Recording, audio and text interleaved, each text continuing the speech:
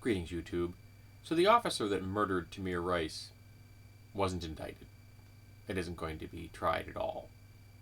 Even though he rolled up on a 12-year-old child and literally 2 seconds later murdered him. For no reason. Now, you're going to hear all kinds of things about how the cop thought that Tamir Rice was older. Tough. We know about bias when it comes to black boys. We know that everyone thinks black boys are 4 to 5 years older than they actually are, thanks to endemic systemic racism in America. That the thug life mythology has reached so deep. 12-year-olds appear to be 20-year-olds or 17-year-olds, even to trained police officers. Of course, this yokel was not. Because if he'd been a trained police officer, he would have pulled up 30 feet away, used his door as a shield, would have ordered the person put their hands up, get on the ground, or throw the firearm away, which was in fact a toy.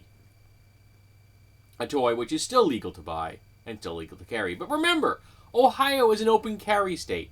Tamir Rice could have been carrying an AR-15 and would have been completely and utterly in his right. But you know, open carry laws are only for white people. If you're a black person and you carry a toy pistol, you're murdered. If you're a black man and you're in the store with a pellet rifle that you plan on purchasing, you're murdered.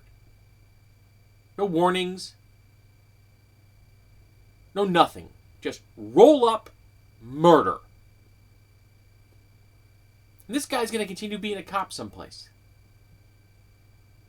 I wonder how many more people he's going to murder in his career. How many more black people are going to be in his gun sights. Literally in his gun sights. And we've seen it time and time and time again. If you are a black person and you have an encounter with a white cop, you've got a horribly good chance of ending up dead. Traffic violation? Dead. Selling untaxed cigarettes? Dead. Walking away from a cop? Dead. Maybe they might shoot you 16 times. 12-year-old boy? Dead. So in America, it's just open season. If you're a white cop, just go ahead and shoot black people. No one cares. No one. The legal system is just going to turn a blind eye and say, yeah, it's all good. They probably had it coming. Now, I don't know if everyone is aware of this, but the grand jury system in America has no defense lawyers. So it's the prosecutor standing in front of a jury of people, I don't remember how many, convincing them that they should indict someone for a crime. And they can bring up as many witnesses as they want. And the old saying goes that a prosecutor can indict a ham sandwich. And by that they mean that a prosecutor, if they want to indict someone, will indict them. This prosecutor completely threw this case. Why? Because this prosecutor works with cops every single day when it comes to suspects of legitimate crimes. Of actual criminal activity. Not just endemic systemic racism. Not just cops murdering people. And so that cozy relationship between cops and prosecutor means that no prosecutor should be in charge of any cop investigation ever. Whenever a person ends up dead and it involves the cop in America, it should be handled by a federal level independent investigator. And we're going to need a lot of them.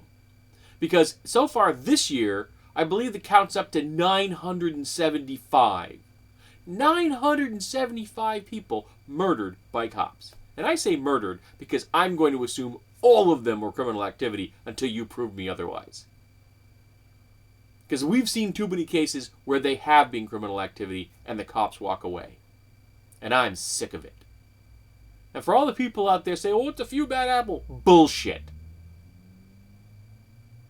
For every cop like this murderer, there are 100 cops that knew this person was untrained yokel waiting to shoot whoever he could. Knew this person was a racist.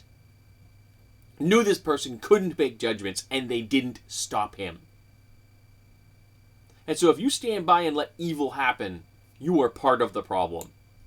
And this is a tight-knit little group we're talking here. This isn't just some general loose organization. Cops are a brotherhood, as they like to say, the blue wall. And they act as a unit.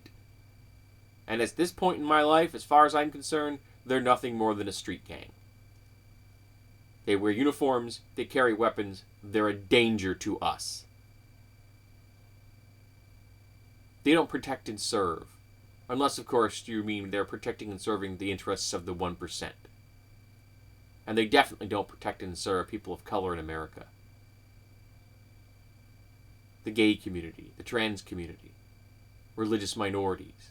They don't take care of those now, do they? No. If you look like me, you're probably pretty safe. But if you don't, well, you don't want to talk to a cop. You don't want to encounter a cop. Because if you do, and say you have to be a 12-year-old boy, you're